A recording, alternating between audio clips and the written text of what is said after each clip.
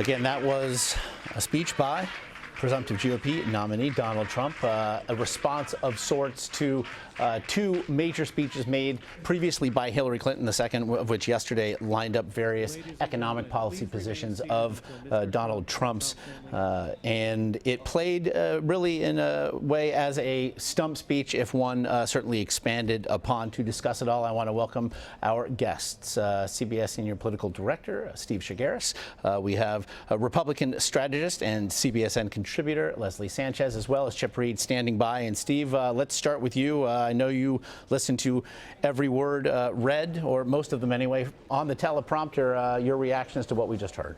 I just pretty stunned by the focus of this speech. This is one of the more focused events we've seen Donald Trump do. If you watch a lot of Donald Trump and his rallies, it's a lot of meandering, shooting from the hip. This was a very focused speech, clearly meant to make a point, and a couple of points I thought were very interesting. First of all, what was missing from the speech? No reference to the Muslim ban, no reference to the wall, no reference to crooked Hillary, and there was very little bragging in there, but it was very inclusive. Talked a lot about we, a lot about you, a lot about Americans first and America first. And then there was a ton of scathing criticism of Hillary Clinton, basically saying, this is, and not just about her, but her husband too, contrasting himself with her, his proposals with hers, and made those stark contrasts. And it was actually a speech where I think a lot of people probably were waiting for him to make a kind of speech like this. How are you going to be different than Hillary Clinton? What specifically are you going to do? And what do you think that she is not going to do well? And you run down the list of things: jobs, trade, foreign policy, immigration. He hit on all of that stuff and basically said, explained the theme of Make America Great Again and how he's going to do that. Now, whether he can stay disciplined and follow what he started today with this speech, it's going to be very, very interesting to watch, because this was a pretty compelling speech, I thought. Made some very compelling arguments, made some compelling arguments against Hillary Clinton about her and her temperament and her judgment, and called her a liar and basically said she's not fit to be president, sort of throwing back at her what she threw at him earlier this week and last week. And so, again, it's a pretty compelling argument. If he can stay disciplined, it'll be very, very interesting to see if Republicans who are a little nervous about him start to come around a little bit more, and if he can start to make an argument to Americans that he should be president of the United States. And I want to bring in our Chip Reid, who was on hand for the speech again at the Trump Soho here in New York City. And Chip, to Steve's point, it certainly seemed to play well in the room.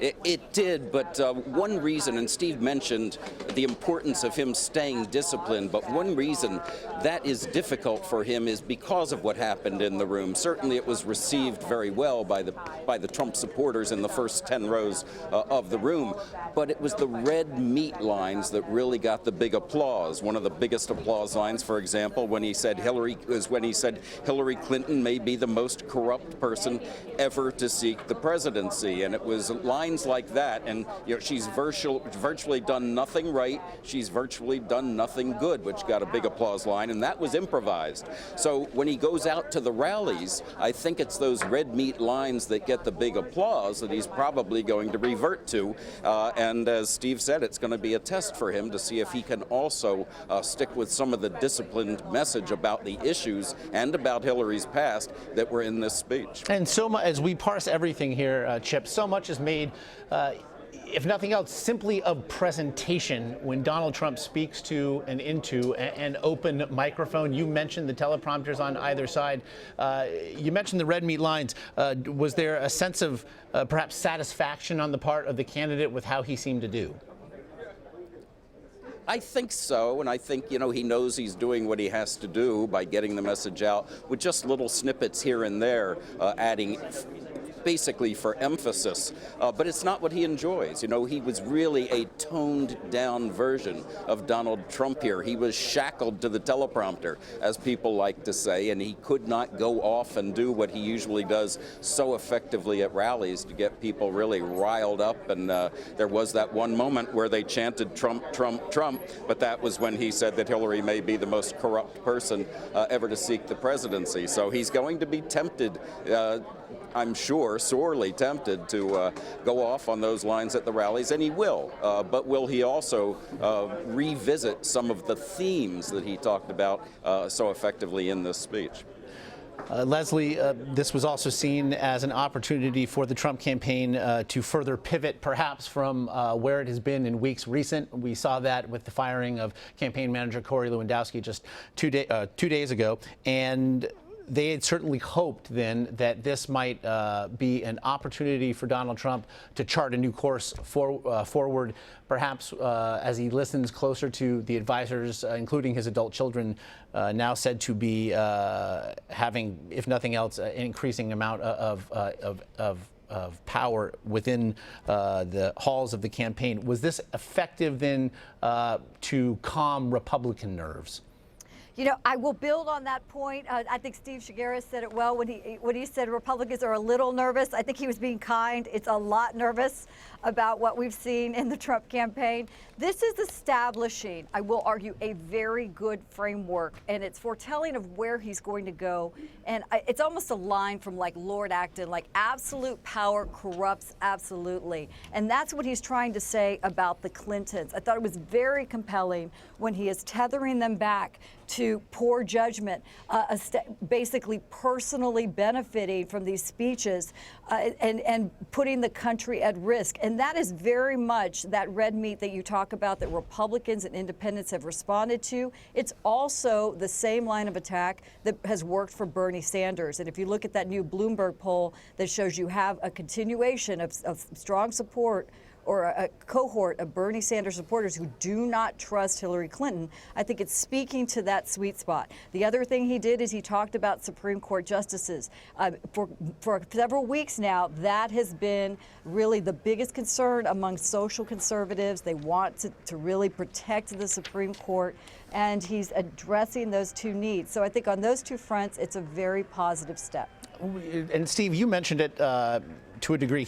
He also officially tethered Hillary Clinton to decisions made by her husband when he was president, and obviously prior to her becoming the Secretary of State, essentially turning the Clintons, plural, into a collective liability. Right, and he basically said this is a rigged system. You need a non-politician to come in and fix the rigged system. And who is more emblematic of this rigged system but Bill and Hillary Clinton? And he talked about not only the decisions he made as president, but then later on about how pointing to some of the profits that they made in terms of speeches to Wall Street, in terms of Bill Clinton's speeches to foreign countries. And so basically suggesting that politicians in Washington, it needs to be blown up and he's the guy to fix it. I thought it was interesting, too, that he reached out to Bernie Sanders supporters twice. One of them, which was basically saying this is the argument that Bernie Sanders is making about Hillary Clinton, and you should come and support Donald Trump. It was very interesting. Not only was he reaching out to Bernie Sanders supporters there, but later on in the speech, he referenced inner cities. We got to fix the inner cities a couple of times. There were points in this speech where he wasn't just speaking to conservative and Republican voters, which has been a problem for Trump, because I think if you listen to his rallies, he's really going with the red meat. He's really talking to the hardcore Trump Republican primary people. This was a pivot to talking to people outside of the folks that got him the nomination. This was speaking to Sanders supporters and speaking to Democrats to say we need people who we need to fix our inner cities. We need people who live in these inner cities who aren't being helped by people like Hillary Clinton and the Democrats to come over and vote for Donald Trump. And in taking down a special interest, Chip, as well, so much made in the days, even the hours leading up to this speech, this idea of sounding presidential. He had said to our Nora O'Donnell, rather, that he would be able to sound presidential when the time called for it, and to that end invoked among former presidents, George Washington, and how George Washington's first acts as president were protect the country's need for manufacturing jobs. Also invoked the first Republican president, of course, Abraham Lincoln. And it's something that echoed, if nothing else, what we've heard from a lot of the GOP leadership on Capitol Hill, which often speaks about the Republican Party as the party of Lincoln, a party, obviously, that is now putatively the party of Trump. Well, it certainly is, and they're certainly two very different people, but he does like to invoke him. Let me follow up on one thing that you were talking about just a moment ago. There is a tension here. I was at that conference of evangelicals yesterday who talked to Trump, and on the one hand, they were very pleased that he talked about judges appointing conservative constitutionalist judges, but some of them are concerned about how much he talks about things like attracting Bernie Sanders supporters. Why would conservatives want their candidate, the one they're trying to warm to be trying to get the votes of somebody who spent most of his time in Congress as a socialist? And now says he's a social democrat. Also on LGBT, he's filled his speeches with references, rallies this past week and here today with references, positive references to the LGBT community. Well, at the evangelical event yesterday, they weren't very warm to that idea. So whenever he does try to reach out on issues like LGBT, like Bernie Sanders supporters, that puts doubt in the minds of some of his conservative evangelical supporters. So, you know, it really puts him in a position of walking a tightrope. And Leslie, at that evangelical event yesterday, Donald Trump did not receive the endorsement of the evangelical leaders who spoke about the event afterward. They echoed the comments really of a lot of GOP leadership saying that they are looking forward to seeing what it is he has to say about certain issues and so forth. Would today's speech then have any tangible impact on those endorsements that Donald Trump himself acknowledges he will need? True. I think it's a small first step. It's an important step, though. The more I predict that we will hear more about judges and the Supreme Court. This is really top of mind for many, as we've talked about, many of these social conservatives who are extremely concerned. And in contrast, that is actually the one area where you see the biggest amount of movement and engagement when folks are really sitting on the fence as to whether to sit out this election, can they get behind Donald Trump, and they really fear what would happen under a Clinton presidency and kind of a repeat of what they saw in the 90s. So that line particularly is extremely effective among these groups. You can't get anything. It's like the Reagan rule, you know, are you with me 80% of the time? This may be one of those cases. And Steve, we also saw an interesting line drawn here with regard to foreign policy. Obviously, again, the first speech delivered by Hillary Clinton a few weeks ago lined up the foreign policy positions, or perhaps lack thereof, on the part of Donald Trump, at least as seen by Hillary Clinton. Today, he decided to wade into that battle, essentially suggesting that when she was sworn in as Secretary of State in 2009, that's when a lot of the world, and certainly the Middle East, began to collectively implode. And blamed her for the rise of ISIS, basically. Yep. I mean, said we're in this situation. He said that it was not the rise of ISIS and the Syrian civil war.